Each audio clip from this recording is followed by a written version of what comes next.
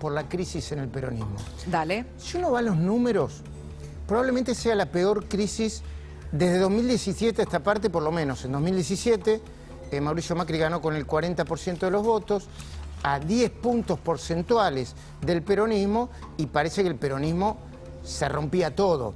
Esta crisis a mí me parece todavía peor. ¿Y por qué?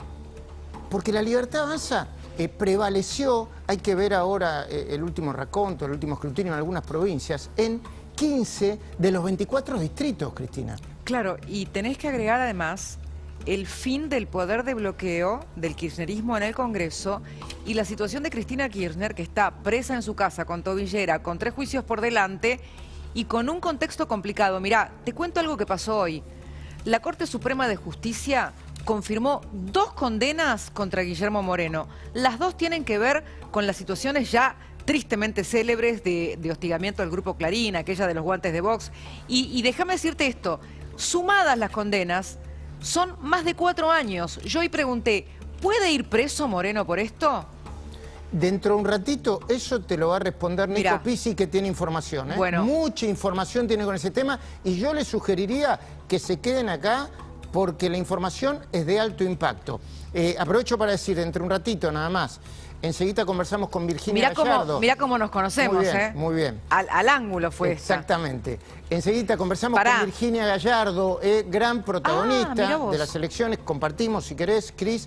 Enseguida Martín Menem y enseguida el ministro de Defensa, Luis Petri. Pero, Cris, no quería perderme esto.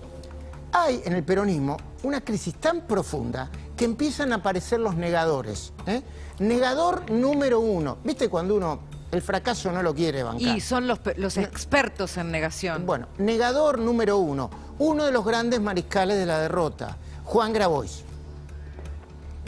Hay un 30% histórico en la Argentina de gorila. O sea que uno puede robar y el otro no, para los gorilas. ¡Obvio! El gorila te vota cualquier cosa por la tirria que tienen contra los negros, contra los cabecitas. Ellos decían, si el lunes perdemos hay caos. Si perdían, iba a haber un quilombo financiero grande en Argentina. Es decir, el que hizo ese razonamiento, hizo un buen razonamiento. Eso es pan para hoy, hambre para mañana. La cuenta de la tarjeta de crédito va aumentando y va aumentando, vos seguís tarjeteando, obviamente. Si yo tarjeteo hoy, no tengo un mango, tarjeteo hoy, morfo hoy. Tarjeteo mañana, morfo mañana. Ahora, en un momento, el pago mínimo no se puede hacer más, no tengo otra tarjeta para retarjetear y explota todo. Y cuando explota todo va a ser peor.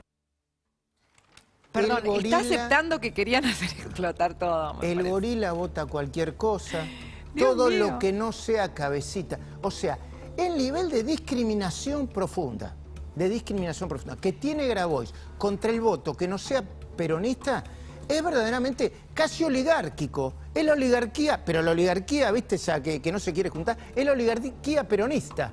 Bueno, otro negador, no en este caso con respecto a las elecciones, es Fernando Espinosa, que también tiene una mala noticia por parte de la Corte Suprema. De eso te va a hablar Luis Gasulla y ahora mismo nos va a dar la información. ¿Viste? Luis Gasulla, muy buenas noches. Contanos, dale, ¿de qué se trata? Buenas noches para todos. Sí, efectivamente, como decía Cristina Pérez, mala noticia, otro revés para Fernando Espinosa. ¿Qué hicieron los abogados de Fernando Espinosa? Como no quieren que la causa llegue a juicio oral y público, fueron y apelaron y buscaron un guiño de la justicia en la Corte Suprema de Justicia. La Corte dijo, señor, está confirmado su procesamiento. Ahora bien, la mala noticia para la justicia es que hace 6 meses que gracias a estos operativos no hay juicio oral y público. La causa está elevada, ya se notificaron las partes y ganó 6 meses. Pasaron las elecciones y la causa por abuso sexual simple y desobediencia judicial contra Melody Racauskas, su ex secretaria personal, sigue esperando fecha de juicio. Cris, la hora de la verdad llega para Espinosa. Sí, la corrieron un poquitito la hora de la verdad, ¿no? Después de la selección. Entonces, la justicia manipulando por un lado y la negación de un resultado por el otro. Alfredo, buenas noches. Lo sumo, por favor. Bueno, ese es absolutamente, yo creo que es el momento de mayor crisis del Partido Justicialista desde hace 80 años, desde su creación. Lo que decía vos, Luis, la pérdida de los distritos en todo el país. Solo 28 senadores van a tener el 10 de diciembre. Nunca fue tan débil la posición en el Senado, que siempre actuó en el Senado para frenar leyes que no le convenía y para darle impunidad a los delincuentes. Ha perdido en todos los barrios de la ciudad de Buenos Aires, bueno, y en la provincia de Buenos Aires ha perdido casi en 100 distritos. Y perdón, Alfredo, yo me atrevo a anticipar un escenario.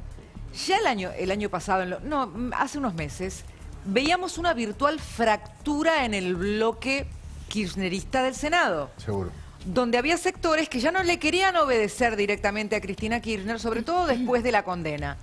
Creo que ahora se va a deshilachar todavía más. Comparto, Sí. Entonces, comparto. vamos a ver si llegan al tercio. Ahora vamos a compartir un gráfico en un ratito más, a ver cómo queda el Congreso con los diputados. Pero pongamos a los negadores número 2. Negador número 2, Tomás Rebord.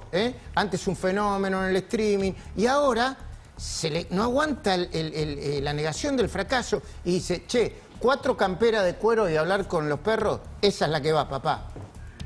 Carajo quieren que les diga que lo vi venir, que lo interpreto. ¿Es la que va a usar 4 camperas? ¿Es esta? Noten las tendencias, ¿no? Cada vez es la segunda vez que pasa y de forma calcada. Cuando el loco da un raíz de entrevistas donde se lo ve de la manera más desequilibrada posible que alguien puede verse, la inmensa mayoría de los argentinos decimos, hey, ¿todavía lo tiene? ¿Esta es la que va? ¿Ponerse 4 camperas, hablar con tu perro? ¿Preguntarle cómo la ve, qué te conviene hacer? Yo no digo que lo tienen que asimilar en un minuto, pero ¿cómo les cuesta asimilarlos, no? Bueno, de un lado, y tampoco me parece mal, son militantes, ¿estamos de acuerdo? Es un militante, y él no niega que es un militante, ¿no? Pero además totalmente sobrevaluado este muchacho. Dice lugares comunes y se cree inteligente y levanta el dedito como si fuera superior moral a cualquiera de los demás. Porque tiene linda voz, ¿viste? La como verdad... diría nuestro querido amigo Jorge Lanata, enamorado de su propia voz, ¿no? Sí. A ver, el problema me parece que no son las camperas de cuero de Milei, sino que ellos no quieren analizar por qué perdieron, porque están evitando una autocrítica que se demora desde 2023, porque acá hay padres, madres, tíos, primos de la derrota y siguen intentando simular una unión que ya no se la cree ni el electorado. Entonces, acá hay un tema también, y me parece que ahora, como decía recién Facundo Chávez, esto va a estallar en pedazos, porque los venía uniendo la necesidad de competir, ¿no? Unieron 26 agrupaciones políticas para competir. Perdieron ahora. Perdieron. Nosotros hablamos por eso de la peor crisis, en un ratito vamos a hacer un breve comentario. Ya llegó Virginia Gallardo, de paso la vamos a saludar. Buenas noches, Virginia. Muy buenas noches Ahora a todos. charlamos. Felicitaciones por Muchas el resultado. gracias. Muchas La gracias. peor crisis por un lado y la gran oportunidad por el otro. Pero vos fíjate, ¿no? A ver, discriminemos en este sentido. Pedro Rosenblatt, que venía pum, pum, pum, pum, por lo menos procesó lo que pasó y dijo algo que es atendible desde la mirada del peronismo. Mirá. Tengo la intuición de que obviamente un poco sí, pero que no estamos tan en la centralidad de la discusión. No sé si nos votaron en contra o votaron para bancar a Milei. La propuesta del peronismo fue frenar a Milei y la mayoría de la gente que fue a votar ayer dijo, no quiero frenar a Milei. Hoy lo escuchaba a la mañana, en un rato vamos a pasar los recortes, diciendo... La gente no quiere volver al pasado y evidentemente algo de razón tiene. Mientras el peronismo siga encarnando el pasado y no tenga una propuesta de futuro, bueno, va a ser muy difícil. Perdimos en 18 provincias, por lo tanto suponer que fue un error de estrategia electoral o que si sacábamos a tal candidato y poníamos al otro es algo más profundo, es sistémico, es de falta de ideas. Y bueno, y uno lo dice hasta que arranca la campaña, se lo calla y toca mamar, amigos. Bueno, ese es el tema, ¿no? Como son militantes, se lo callan hasta que empiece la campaña. A ver, Menos pero mal que por hay lo algo, menos hay un hilo argumental que es así, lo que pasa es que lo está viendo ahora, no lo vieron antes. Pero, Cristina, ¿qué ofrece? El peronismo del 45 que atrás 80 años, ¿te acordás? Ella decía Breiden o Perón, con eso quisieron hacer campaña hoy. Yo decía el otro día con Laura Di Marco, nos va a tapar como una ola la inteligencia artificial con lo que está proponiendo esta mujer. Hoy Grabois, supuestamente el nuevo emblema del peronismo que acaba de ser electo diputado, decía Ernesto Guevara cambió el mundo. O sea, tienen para ofrecer Cuba, Venezuela y Breiden o Perón. No, y se miran hacia adentro fuerte, una interna salvajísima. Están en el siglo pasado. Exactamente, diciendo, tiene el micrófono prendido, de paso aprovecho para saludar al presidente del bloque de la Cámara de Diputados, Martín Menem, y le digo que tiene el micrófono prendido porque recién estaba hablando con su... Buenas noches, gracias por venir. Yo estoy en esos detalles, soy productor tiempo completo. Gracias por venir, presidente de la Cámara de Diputados. Luis, no, perdón, por favor, no no es para disculparse, es en la televisión.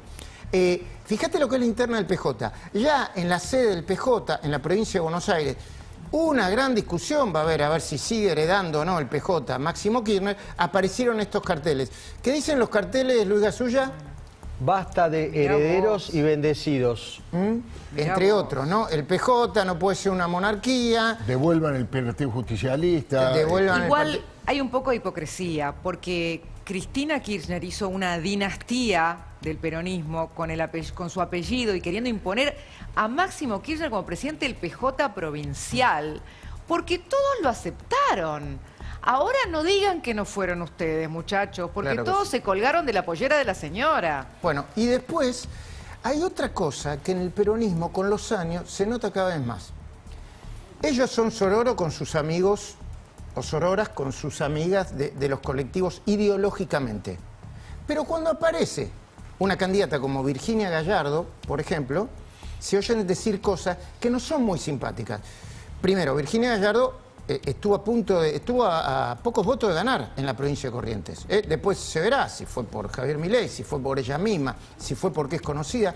Pero fíjate lo que decía hace poquitito, hace unas horas, ¿no? El año pasado, Julia Mengolini sobre... Mira, yo lo que creo es que la Libertad Avanza o los partidos de ultraderecha en realidad no vienen a dar una discusión política, vienen a contaminar la política.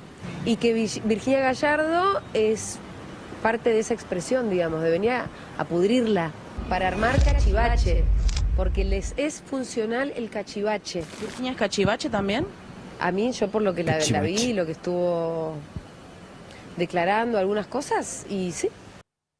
Virginia Gallardo, bueno, yo supongo que estás en un momento de celebración, pero esto también es la política, ¿no? Buenas noches. Sí, claro, buenas noches. Yo creo que un poco lo que decía Cristina, para mí la autocrítica, siguen subestimando gente y bueno, así les va, porque claramente mientras opinaban esto de mí, casi estuve a punto de quedar primera en mi provincia. Digo, en definitiva lo que no aceptan es la democracia y el voto popular, que para eso uno, digamos, se predispone. Podría contestarles, no le quise dar un poco de prensa a esta señorita, porque cada vez que, claro, como soy yo, todo lo que digo después repercute por 1000, entonces, pero digo, para mí más cachivaches, o sea, por lo menos hice una campaña sin pauta del Estado, y para mí más cachivaches es instalar un streaming delante del Garrahan para supuestamente visibilizar un conflicto y sin embargo entorpeciendo el uso de la salud básicamente.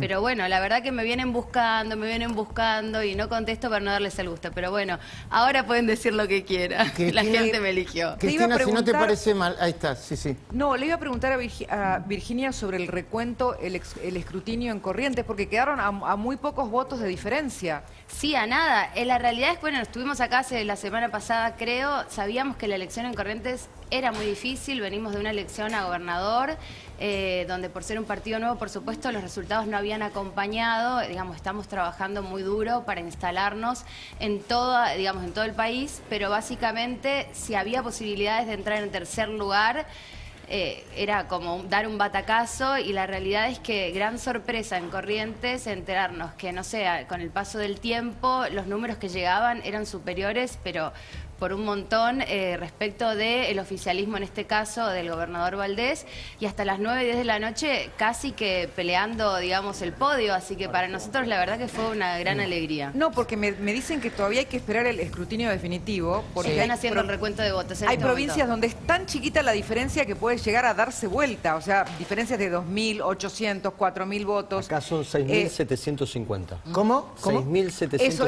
le estaba votos. preguntando a un colega y no me lo respondía. 6.750. ¿Puede darse vuelta el resultado?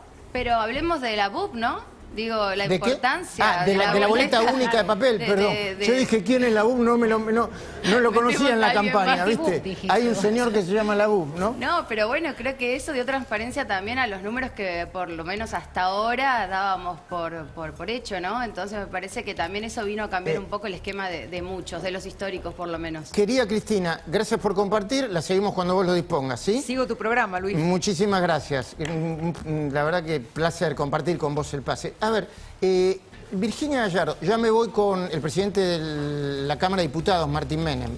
Otros que dicen, entre los ganadores y perdedores, fue uno de los que ganó por la estrategia. Pero a propósito, y te pregunto sobre esto, ¿por qué crees que te fue tan bien en la provincia de Corrientes?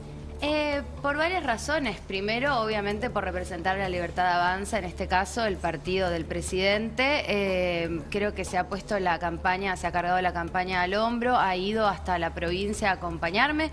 Pero después, obviamente, no quiero dejar de lado el rol que represento yo respecto de, bueno, yo crecí en mi provincia, he recorrido toda mi vida mi provincia y después me vine a Buenos Aires, pero de alguna u otra manera, digamos, uno no deja de formar parte o de ser ejemplo o embajadora de su lugar, y creo que fue un todo. Creo que fue, bueno, ni hablar los fiscales, ni hablar los referentes locales del interior y obviamente la votación popular de la gente, que bueno, te digo que ayer volvía si antes me sacaban fotos, ahora que soy diputada electa, la calle es un escándalo.